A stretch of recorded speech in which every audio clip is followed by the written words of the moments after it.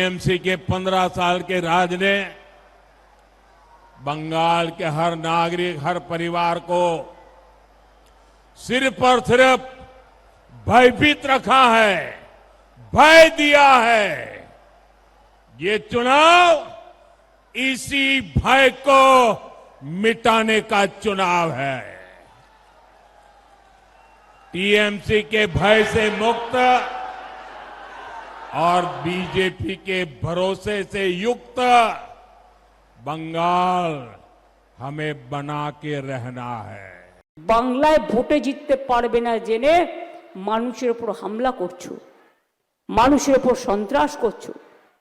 Direct vote করো। হিম্মত থাকলে দিল্লির সব লাড্ডুকে নিয়ে এসে যদি মনে করো বাংলার মানুষের উপর চাপিয়ে দেবে, বাংলা হার মানে না, বাংলা অপমান সহ্য করে না, বাংলা কখনো মাথা নত করে না।